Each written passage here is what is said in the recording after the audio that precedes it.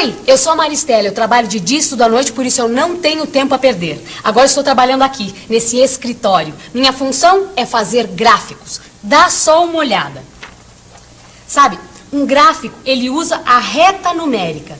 Você lembra de reta numérica? Você já aprendeu isso noutra teleaula. Eu posso assinalar nesse gráfico, que é uma reta numérica, qualquer número que eu quiser. Posso marcar números inteiros, números decimais, fracionários, enfim, todo tipo de número racional. Agora mesmo estou fazendo um gráfico. É uma linha reta. Agora, eu tenho que assinalar os números irracionais nesta reta. Por exemplo, eu tenho que marcar um ponto que represente a raiz quadrada de 2. Em que lugar da reta eu posso colocar esse número? Como eu vou fazer para representar esse número no meu gráfico? E agora? Como será que a Maristela vai resolver esse problema? Será mesmo possível encontrar um lugar exato numa reta numérica para a raiz quadrada de 2? E você entendeu bem o que ela quis dizer com o número irracional? O que eu sei é que a raiz quadrada de 2 é um número irracional, diferente de todos estes que foram mostrados. Este número aqui já está na forma decimal. Mas todas as raízes quadradas, quando radicando não é um quadrado perfeito, são números irracionais. Para facilitar, está aqui uma lista de números naturais até 100 que são quadrados perfeitos. O 0, o 1, o 4, o 9, o 16, o 25, o 36, o 49, o 64, o 81 e o 100. Ufa, todos esses números que estão aí possuem raiz quadrada exata. Mas qualquer outro número fora desta lista, como o 2, não são quadrados e não possuem raiz quadrada exata. Dá só uma olhadinha na minha calculadora para ver como isso está certo. Vamos ver a raiz quadrada de 2. Viu só? Repare que depois da vírgula aparecem 9 números no visor. São 9 casas decimais. E estas casas decimais são todas diferentes. E o número não termina aqui, não. É que não cabe mais no visor. Ele continua infinitamente.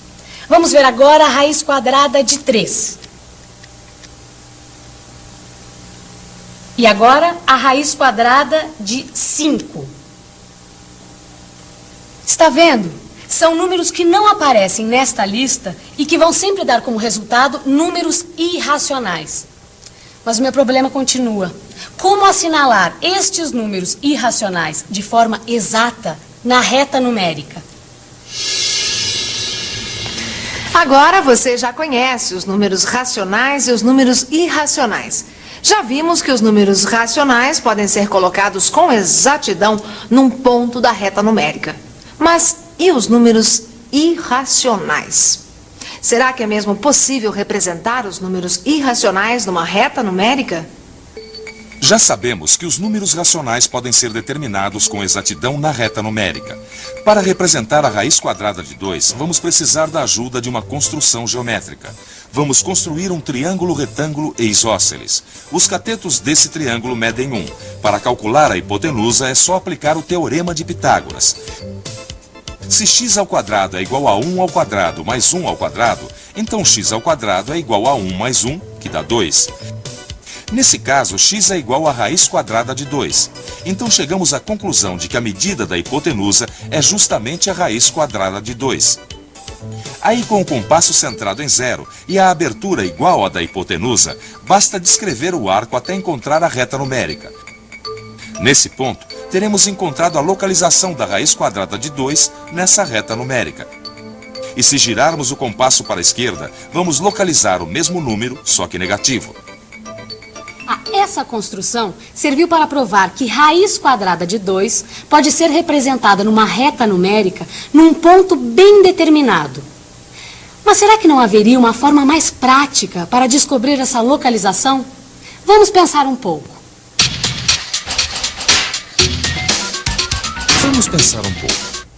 Na prática, podemos localizar um número irracional aproximadamente entre dois números racionais numa reta numérica. Quer ver um exemplo? Como fazer para assinalar raiz quadrada de 5 na reta numérica aproximadamente? A primeira coisa a fazer é procurar os números quadrados perfeitos mais próximos de 5. É só lembrar daquela lista dos números quadrados perfeitos e verificar que o 5 fica entre o 4 e o 9.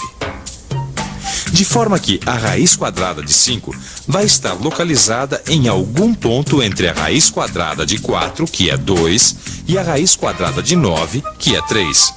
O que é a mesma coisa que dizer que a raiz quadrada de 5 vai estar entre 2 e 3. Por isso, a raiz quadrada de 5 pode ser assinalada assim, de modo aproximado. Seguindo esse raciocínio, acho que eu posso melhorar ainda mais essa localização. Como eu já sei que a raiz quadrada de 5 está entre 2 e 3, aí é só experimentar. Vou fazer uma tentativa com 2,1.